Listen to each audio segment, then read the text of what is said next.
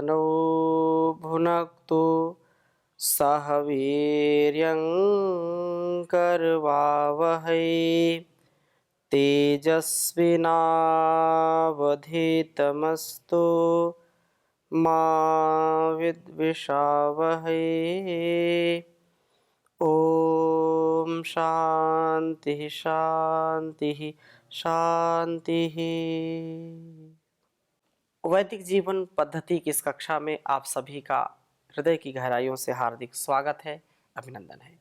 वेदो अखिलो धर्म मूलम, वेद सब सत्य विद्याओं का पुस्तक है। वेद का पढ़ना, पढ़ाना, सुनना, सुनाना तथा अपने आचरण में लाना हम सभी श्रेष्ठ जनों का, आर्यों का परम कर्तव्य है। हम निरंतरता से, गतिशीलता से और पूरे पुरुषार्थ के साथ, पूरे समर्पण के साथ इस वेद के उपदेश को, संदेश को, इसके आदेश को, संकेत को जीवन में उतारें। और यह जीवन बहुत ही पुण्य से मिलता है, बहुत जन्म जन्मांतरों के सुकर्मों से मिलता है और इसमें अलग अलग कर्तव्यों से हम युक्त होते हैं। तो जैसा विधि और निषेध, क्या करना है क्या नहीं करना, कैसे जीना कैसे नहीं जीना, क्या खाना क्या नहीं खाना, अपना अपना कर्तव्य हम कैसे निभाएं, इसके विषय में हम इस ज्ञान के सागर वेद से ही प्राप्त कर पाते हैं। और यह ज्ञान वास्तव में हमारे जीवन को बहुत ही यशस्विता से युक्त करता है। हम स्वाध्याय कर रहे थे ऋग्वेद के 10वें मंडल का, और यह 10वां मंडल भी इतना हमारे लिए उपयोगी है कि जिसमें मृत्यु का जो मार्ग है, जो स्वार्थ का मार्ग है, उससे ऊपर उठने की बात कही है। 18वां जो सूक्त है, पहले मंत्र में कहा कि हम देवयान मार्ग से चले, जो देवत्व का भाव है, जो देने वाला भाव है, स्वार्थ से ऊपर उठे, भोग से ऊपर उठे। क्योंकि स्वार्थ का मार्ग, भोग का मार्ग, ये मृत्यु का मार्ग है।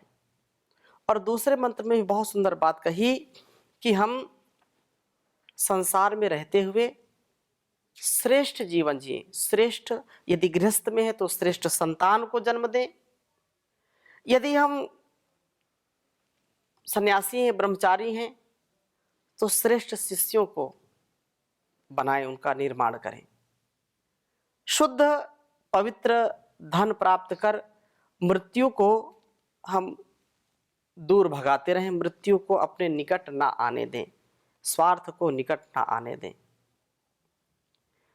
वहीं पर तीसरे मंत्र में कहा कि हम मृतकों की स्मृति में, शोक में डूबे ना रहें, अपितु नए उत्साह से अग्रिम कार्य को करें, दीर्घ जीवन हम जिए और उस परमात्मा के घर का आमंत्रण, वही मृत्यु है। और उसका उपहार क्या है? जीवन जो दिया है उसने। तो चाहे जन्म हो या मृत्यु हो, इस शोक से, इस भय से अपने को ऊपर उठाना है। हम शतायु हों, हम 100 वर्ष से भी अधिक जीने वाले बने, हम सैकड़ों वर्ष तक बड़ा क्रियाशील जीवन बिताएं, ब्रह्मचर्य रूप पर्वत से मृत्यु को अपने से दूर भगाएं, ये चौथे मंत्र में कहा। और यह बिल्कुल सत्य है कि हमारा जो वेद धर्म है, हमारा जो वैदिक सनातन पुरातन जो धर्म है, जो परंपरा है, उसमें लोग बहुत दीर्घ काल तक जीते थे। क्यों? क्योंकि उनका आहार, विचार, व्यवहार बहुत प्रामाणिक, शुद्ध होता था, इसलिए वो अधिक जीते थे और एक एक पल का वो सदुपयोग करते, आलस्य प्रमाद में कभी रहते नहीं थे। 5वें मंत्र में कहा कि प्रभु कृपा से हमारी जो जीवन यात्रा है, वह जीवन यात्रा कहीं मध्य में बाधित ना हो। जीवन तो 100 वर्ष का है, जीवे में श्रद्धा शतम कुर्वन् निवेह कर्माणि जिजी विषेद छतम समाह। ये 100 वर्ष तक जीने का हमको मन बनाना ही है। सामान 100 बरस का है, पल की खबर नहीं लोग कहते हैं, लेकिन हमको एक एक पल का सदुपयोग करते जाना है। तो प्रभु कृपा से हमारा यह जीवन चलता है और प्रभु से प्रार्थना है कि हमारा जीवन बीच में समाप्त ना हो, हम अपने लक्ष्य तक पहुँचे, 100 वर्ष तक जीने का हम प्रयत्न करें और पुत्र कभी पिता से पूर्व ना जाए, ये बड़ी बात है।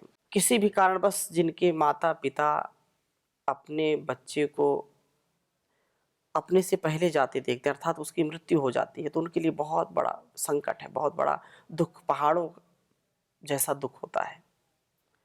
इसलिए बार बार ये प्रार्थना है कि मेरे संतानें, मेरे पुत्र और पुत्रियां मेरे से पहले उनकी मृत्यु ना हो।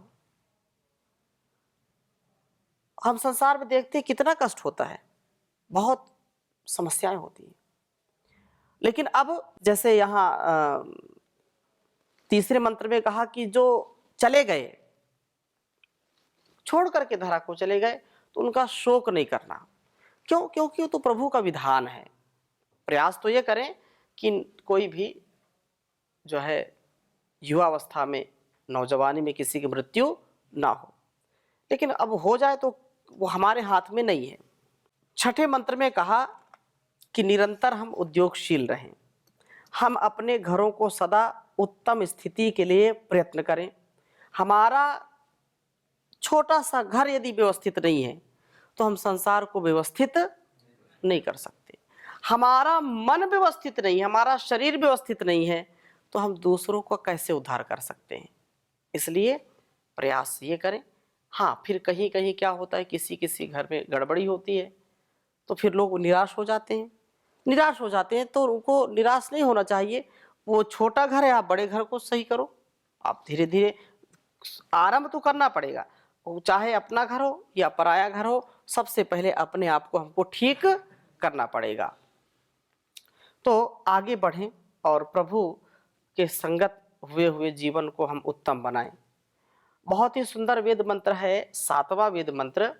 घर में जो स्त्री है, जो माँ के रूप में है, जो पत्नी के रूप में है, जो बहन के रूप में है, जो माता के शरीर में है, वह वास्तव में उसका प्रमुख स्थान है। कुछ लोगों ने मध्यकाल में बहुत यातनाएं दी और अभी भी कुछ लोग तो उनको सम्मान ही नहीं देते। हमारी वैदिक परंपरा क्या है, बहुत सुंदर बात कही है कि हमारी जो मातृशक्ति है, जो नारियां हैं, उनको किस स्थान पर हमको रखना चाहिए। तो वेद मंत्र मैं लिखता हूं, फिर चर्चा करूंगा। ओम इमा नारी रविधवाः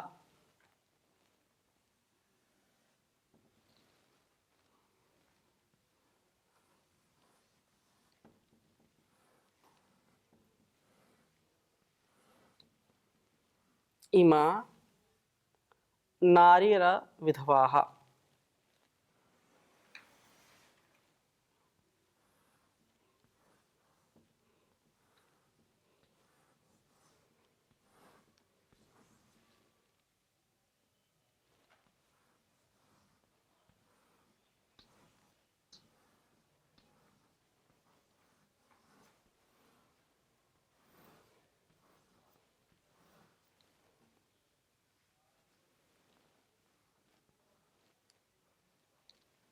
इमा नारीरविधवाः सुपत्नी रांजनेन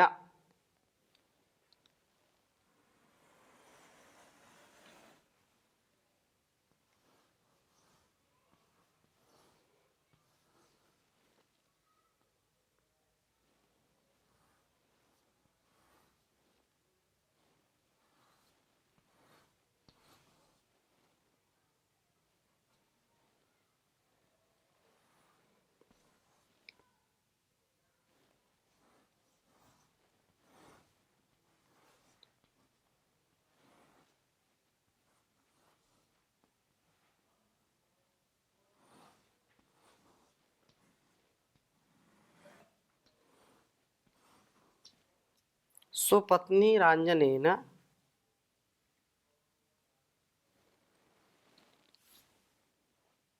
सर्पिषा।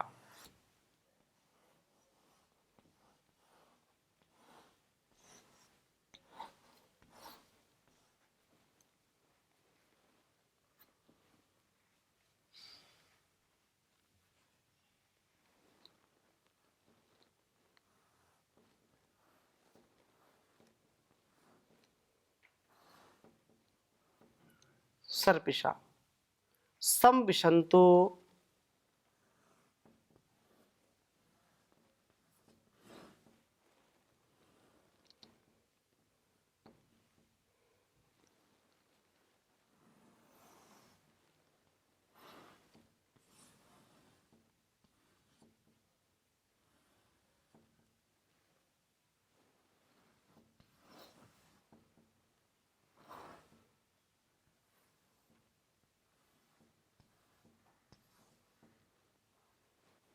संविशन्तु अनस्रवो अनिमीवाः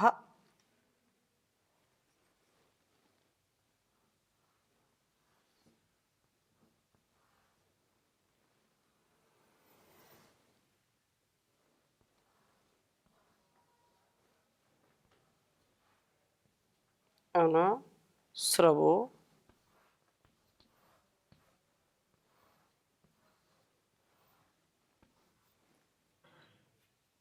अनमीवाः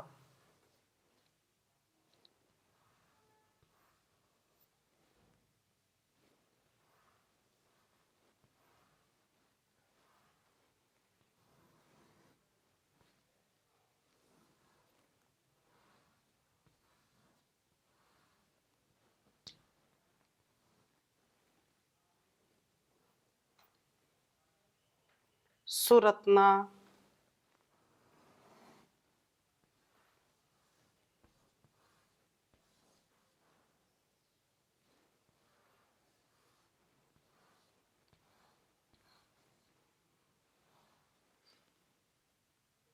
आरोहन्तु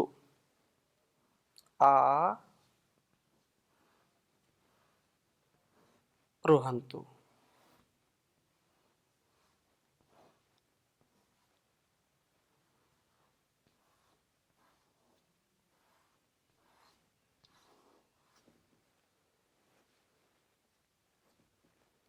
आरोहन्तु जनयो योनिमग्रे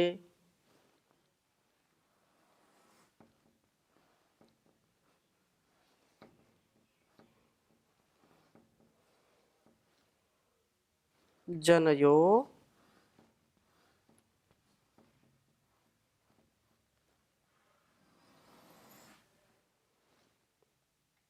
योनिमग्रे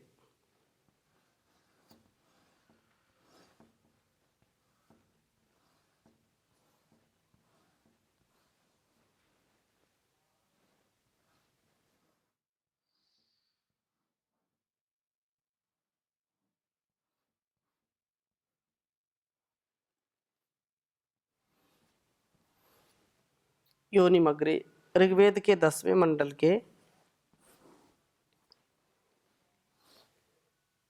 18वें सूक्त का यह 7वां मंत्र है।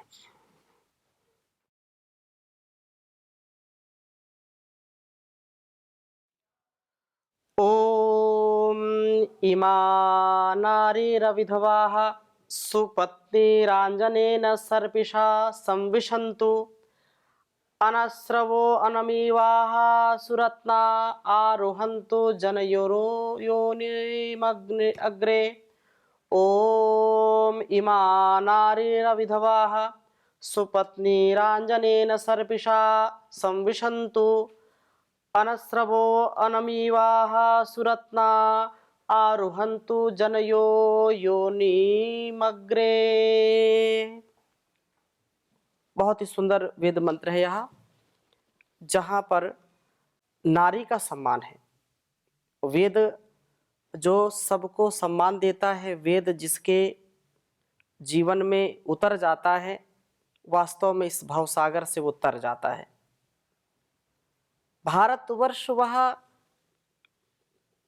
देश है जो हमारे ऋषियों महर्षियों का ज्ञान पूरे विश्व में कल्याण के लिए फैलाया है।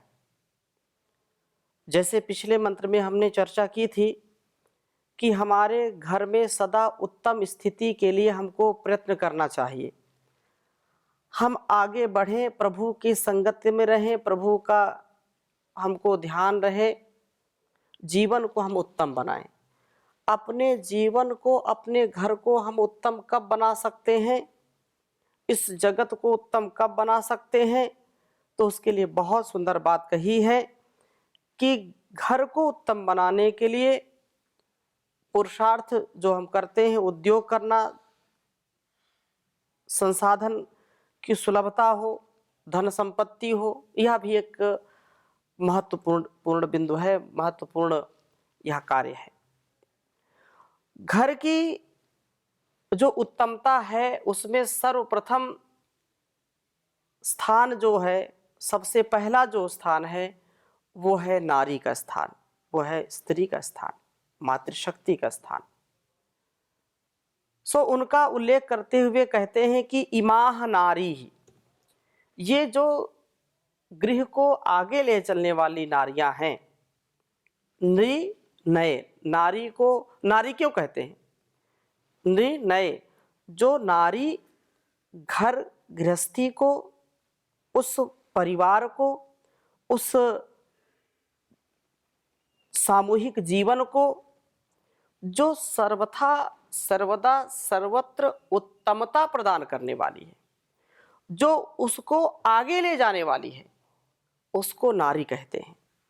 कुछ लोग कहते हैं नारी ना धन अरि, जो किसी की शत्रु नहीं है वो नारी कहलाती है। अब वो बात अलग है कि कुछ ऐसी परिस्थितियां आ गई जहां आज नारी कभी कभी बहुत विकराल रूप ले लेती है, अपनों का ही जीना हराम कर देती है, लेकिन वो उस नारी की बात नहीं है। ये नारी जो हमारी सनातन पुरातन परंपरा है, जहां सीता, सावित्री, गार्गी, मदालसा, मैत्री जैसी नारियों का हम, जो जिन्होंने अपने जीवन को मर्यादा में, अनुशासन में, धर्म में, अपने स्वकर्म में रत होकर के जीवन को जिया, और आवश्यकता आज वैसी ही है। आज लोग बात करते हैं कि नहीं, नारियों का जो है शोषण ना हो, इसलिए उनको बराबर का अधिकार दिया जाए। हमारी संस्कृति क्या है, वो हम पुरुषों से भी कई ऊपर उसको पूज्य माना है, उसको सबसे पहले उसको पूज्य। हमारी परंपरा में तो कन्याओं का पूजन होता है, पूजते हैं उनको, वो देवी का स्वरूप है, जगदम्बा, साक्षात जगत जननी का स्वरूप उसको मानते हैं। है ऐसी कोई संस्कृति? कोई संस्कृति नहीं है। ये तो वैदिक परंपरा है जहां पर कन्याओं का पूजन होता है। तो इससे बढ़कर के क्या हो सकता है? और भी आगे कहा कि ये नारियां जो घर को आगे बढ़ाने वाली हैं, जिनको हम महिला बोलते हैं, जो अपने धैर्य से, धैर्य से टिकी ना, तो चाहे धरती हो, धरती पृथ्वी माँ, धरती माँ तो सबकी माँ है, माता भूमि पुत्र हम पृथिव्याः, ये सब देवी स्वरूप हैं। तो ये जो भाव है यहाँ पर, जो नारियां घर गृहस्थी को आगे बढ़ाने वाली हैं, वो अविधवा हो, अर्थात कभी उनको विधवा की स्थिति में ना देखा जाए, अर्थात वो सौभाग्यवती हो, अपने दाम्पत्य जीवन को जीने वाली हो, कभी वो विधवा ना हो जाए, उनके पति का कभी जो है देह पतित ना हो जाए, पूर्ण आयु को प्राप्त हो। ऐसे तो जाना तो सबको है, लेकिन वो जो है सौभाग्य से युक्त हो, उसका बोलते हैं ना, सुहाग बना रहे तो सौभाग्य बना रहे, उसका सुहागन रहे वो सदा जीवन भर। दीर्घ जीवी, जो दीर्घ जीवन जीने वाले पतियों को प्राप्त करके ये सदा अपने सौभाग्य को स्थिर करने वाली हो। सदा ही सुपत्नी ही शोभना पत्यो हो यासाम, ये उत्तम पतियों वाली हो, जहां ये स्वयं पति व्रत का पालन करी, पातिव्रत्य धर्म का पालन करने वाली हो, वहां इनके पति भी एक पत्नी व्रत वाले हो। कई लोग जो है अलग अलग समुदाय में, अलग अलग संप्रदाय में अलग अलग बात करते हैं। कोई पत्नी को अपने पैर की जूती मानता है, कोई उसको भोग की सामग्री मानता है, कोई कुछ कोई कुछ, कोई तो बोलते हैं कि स्त्री में आत्मा ही नहीं है। नाना प्रकार की स्थितियां हैं। लेकिन यहां वेद मंत्र क्या कह रहा है कि वह अपने पति धर्म का पालन करने वाली हो और उसके साथ साथ उसका पति भी पत्नी धर्म का पालन करने वाला हो। ऐसा नहीं कि पति कुछ भी मनमानी करे। यदि पत्नी देवी का स्वरूप है, वो देवी स्वरूपा है, जगदम्बा है, तो पति को भी उस धर्म का, उस कर्तव्य का, उस मर्यादा का पालन करना है। एक पत्नी व्रत होना चाहिए और उसका सम्मान होना चाहिए, परस्पर एक दूसरे का सम्मान हो। उसको अर्धांगिनी कहते हैं ना स्त्री को, तो पति ऐसा हो। अब ऐसा नहीं कि वो जो मनाए, जहां मनाए वो अपना मनमानी करे और पत्नी को बोले तुम जो है पति परमेश्वर होता है तो एक ही व्रत रखो। ऐसा नहीं, पति और पत्नी दोनों एक दूसरे का सम्मान करने वाले। एक जैसे गाड़ी के जैसे दो पहिए होते हैं, तो गृहस्थी जो रूपी गाड़ी है इसके भी दो ही पहिए, एक स्त्री पुरुष पति और पत्नी, तो दोनों में परस्परता हो। एक पहिया इधर जा रहा है, एक इधर जा रहा है, तो यात्रा पूरी होगी क्या? कभी यात्रा पूरी नहीं हो सकती है। तो इसलिए इसको सुंदर बनाना है। तो शोभन उसका उत्तम पति होना चाहिए और वह सदा ही अपने जीवन को दिव्यता से जीने वाली हो। ये पत्नियां आंजनेन शरीर को सर्वतः अलंकृत करने वाले सर्पिशाघृत के साथ सम विषंतु घर में सम्यक प्रवेश करने वाली हों, अर्थात जिस घर में गोघृत सेवन से शरीर मन मस्तिष्क सभी दीप्त हो जाते हैं, उस जो है गोघृत की घर में कभी कमी ना हो। पति पत्नी बच्चे पूरा परिवार जो है दूध से क्या बोलते हैं ना, दूधो नहाओ पूतो फलो, आशीर्वाद देते हैं ना।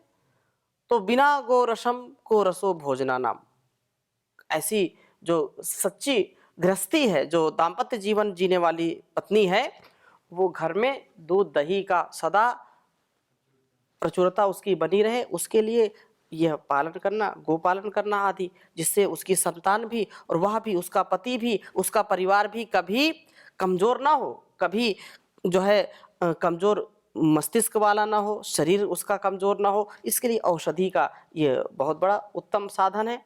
अनस्रवहा, ये अश्रु वाली ना हो, जब देखो रोने वाली, ऐसी पत्नी नहीं चाहिए। कभी कुछ छोटी छोटी बातों में परेशान, छोटी छोटी बातों में परेशान खुद होना और दूसरों करना। कलह घर में पत्नी के कारण नहीं होनी चाहिए। पत्नी ऐसी हो जो सदा प्रफुल्लित हो, सदा प्रसन्न रहने वाली हो, सदा घर गृहस्थी को प्रसन्नता से आगे बढ़ाने वाली हो।